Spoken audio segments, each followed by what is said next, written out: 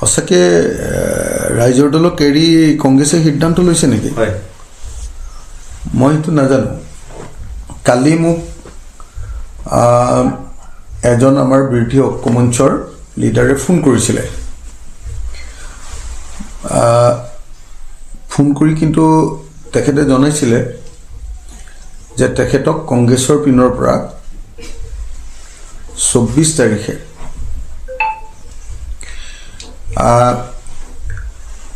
বিৰোধী দলবিলাকৰ যিটো তালিকা, সমষ্টিৰ তালিকা, সেইবিলাক ঘোষণা কৰিবৰ কাৰণে সময়সতীয়াভাৱে সংবাদ মাধ্যমৰ সন্মুখত ঘোষণা কৰিবৰ কাৰণে নিমন্ত্ৰণ কৰা বুলি ক'লে।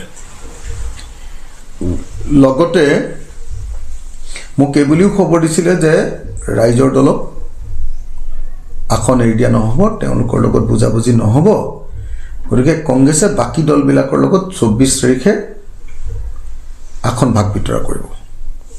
এইবুলি মোক বিৰোধী দলৰ নেতাজনে মোক ফোন কৰিছিলে। তেতিয়া মই ক'লোঁ যে এইটো কেনেকুৱা কথা, আমি সকলোৱে মিলি খেলিম। কিন্তু তাৰপিছত তেনেকুৱা কোনো খবৰ অহা নাই। মই জনামতে তাৰপাছত বাকী দলবিলাকে অপ'জ কৰিছে যে আমি চবেই একেলগেহে খেলিম বুলি, আৰু গতিকে কথা পাতি ল'বলৈ কংগ্ৰেছক অনুৰোধ কৰিছে। মই নাজানো যে বাতৰি কাগজত বা টিভিত এনেকুৱা কিবা নিউজ আহিছে নেকি। যদি টিভি বা বাতৰি কাগজত আহিছে, সেইটো আমাৰ প্ৰতি যদি সঁচাকৈ তেনেকুৱা ধৰণৰ সিদ্ধান্ত লয়, নিশ্চয় নকৰে মই ভাবোঁ। এনেকুৱা বিশ্বাসঘাতকতা কিয় কৰিব? কাৰণ আমাৰ লগত আলোচনা চলি আছে, আমাৰ লগততো আলোচনা চলি আছে। এতিয়া মাত্ৰ আমাৰ সংঘাতটো চলি আছে, এতিয়া মাত্ৰ আমাৰ বুজাবুজিটো হোৱা নাই। নাওবৈচা আমাক লাগে, ডাক্তৰ হৰিকান্ত দাস আছে, বৰচলা আমাৰ জেনেৰেল ছেক্ৰেটাৰী আছে, অলকনাথৰ কাৰণে তেজপুৰ দিছে। আমি সেইটোক লৈ কংগ্ৰেছৰ লগত চলি আছে। এতিয়া আমি বৰচলা বিচাৰিছোঁ, কাৰণ অলকনাথে দীৰ্ঘদিন ধৰি বৰচলাত লাগি আছে।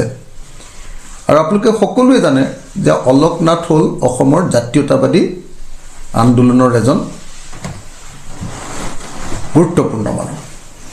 আপোনালোকে সকলোৱে জানে যে অলকনাথ আমাৰ জেনেৰেল ছেক্ৰেটাৰীয়ে নহয়, তেওঁ এই যে কৈ থাকে যে কিমানজন শ্বহীদ বুলি কয়, 855 জন শ্বহীদ যে কৈ থাকে, সেই 855 জন শ্বহীদৰ ভিতৰত এজন তেওঁলোকৰ ঘৰৰ, অলকনাথৰ ঘৰৰ।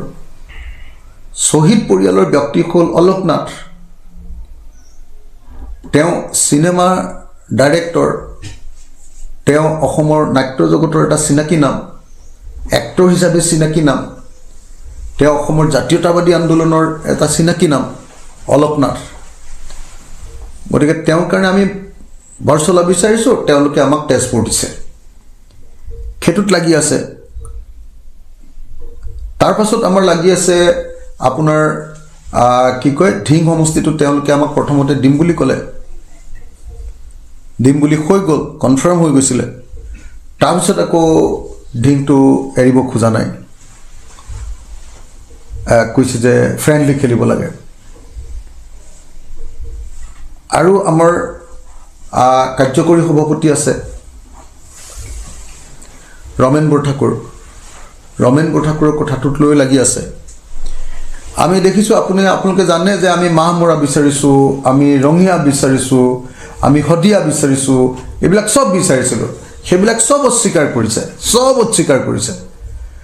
কিন্তু আমিতো আৰু অলকনাথক টিকেট নিদিয়াকৈতো আৰু ইলেকশ্যন খেলিব নোৱাৰোঁ, কাৰণ আমাৰ একদম বিপদৰ সময়তো অলকনাথ আছে। TMCৰ প্ৰেচিডেণ্টৰ পৰা সি আমাৰ দলত যোগদান কৰিছে কাৰ্যকৰী সভাপতি হিচাপে ৰমেন বৰঠাকুৰে।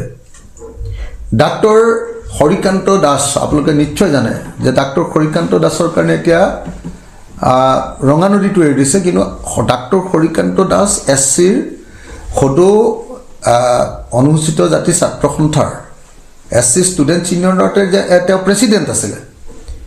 তেওঁ গোটেই অনুসূচিত জাতিৰ মানুহৰ মাজতে এজন অত্যন্ত শিক্ষিত ডাক্তৰ, শিক্ষিত ব্যক্তি, আৰু তেওঁ অনুসূচিত জাতিৰ মানুহৰ কাৰণে দীৰ্ঘদিন ধৰি মাত পাতি থকা মানুহ। আৰু সকলোৱে জানে যে তেওঁ এইবাৰ নাওবৈচাত খেলিব আৰু নাওবৈচাত তেওঁ জিকিব।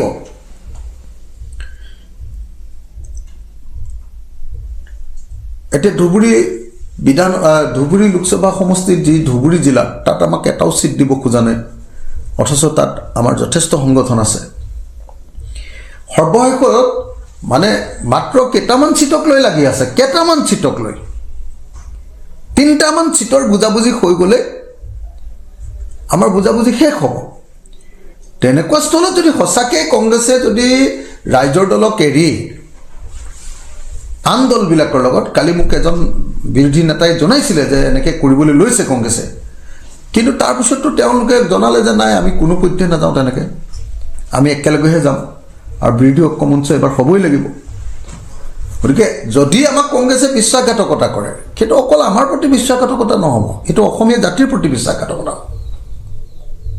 সেইকাৰণে মই নাভাবোঁ, যদিও আপোনালোকে মোক কৈছে সাংবাদিকসকলে যে সংবাদ মাধ্যমত ওলাইছে যে অকলশৰীয়াকৈ কংগ্ৰেছে খেলিব আমাক এৰি, মানে লুৰিণজ্যোতি গগৈ আৰু জনইংটি কাঠাৰক লৈ লুৰিণজ্যোতি গগৈ আৰু জনইংটি কাঠাৰক লৈ সেই ইলেকশ্যন খেলিব, ৰাইজৰ দলক এৰি দিব, এইবুলি যদিও কৈছে মই বিশ্বাস কৰা নাই। মই নাভাবোঁ যে কংগ্ৰেছে বিশ্বাসঘাতকতা কৰিব, মই নাভাবোঁ যে কংগ্ৰেছক অসমৰ ৰাইজে এই কাম কৰিবলৈ দিব, মই নাভাবোঁ যে কংগ্ৰেছক অসম জাতীয় পৰিষদ, CPI, CPM, CPIML আৰু APHLCয়ে এই কাম কৰিবলৈ দিব। আৰু মই নাভাবোঁ যে কংগ্ৰেছৰ ভিতৰৰ যিসকল কৰ্মী, যিসকলে প্ৰকৃত পৰিৱৰ্তনৰ কাৰণে ৰৈ আছে, সকলোৱে জানে যে কংগ্ৰেছে আমাক এৰি থৈ গ'লেতো আৰু উজনিত এটাও চিট জিকাৰ সম্ভাৱনা নহ'ব। আমাক যদি এৰি থৈ যায়, এনেকৈ বিশ্বাসঘাতকতাই কৰে, তেতিয়াহ'লেতো আমিও ইলেকশ্যন খেলিব লাগিব, আৰু তেতিয়াতো কংগ্ৰেছ জিকাৰ সম্ভাৱনা থাকিব জানো, আপোনালোকে নিজে কওক। গতিকে মই নাভাবোঁ যে কংগ্ৰেছে এনেকুৱা ধৰণৰ এটা খৰতকীয়া সিদ্ধান্ত ল'ব, এনেকুৱা ধৰণৰ এটা হঠকাৰী সিদ্ধান্ত ল'ব বুলি মই নাভাবোঁৱেই। আপোনালোকে যদিও মোক কৈছেহি, মই বিশ্বাস কৰা নাই, মই সঁচাকৈ বিশ্বাস কৰা নাই, মিছা কথা কৈ লাভ নাই। মই জানো যে এই মুহূৰ্তত অসমৰ সকলো বুদ্ধিজীৱী সমাজ, সকলো সচেতন মানুহ, সকলো অসমীয়া মানুহ, যিবিলাকৰ অলপ হ'লেও চেতনা আছে, প্ৰত্যেকজন নাগৰিকে বিচাৰে যে সকলো বিৰোধী দল একলগ হৈ খেলক। সেই সময়ত আমাৰ মাজত আলোচনা চলি থকা অৱস্থাত, আলোচনা চলি আছে ন, সেই আলোচনা চলি থকা অৱস্থাত কেতিয়াও কংগ্ৰেছে আনকেইটা দলৰ লগত বুজাবুজি কৰি ৰাইজৰ দলক এৰি দিব, এনেকুৱা কথা মই বিশ্বাস নকৰোঁ। গতিকে আপোনালোকৰ কথাটো শুনিছোঁ, মই বিশ্বাস কৰা নাই, আৰু মই আশা কৰোঁ যে কংগ্ৰেছৰ লগত আপোনালোকে সেইটো ফাইনেল নকৰাকৈ এই বাতৰিটো প্ৰচাৰ নকৰিব।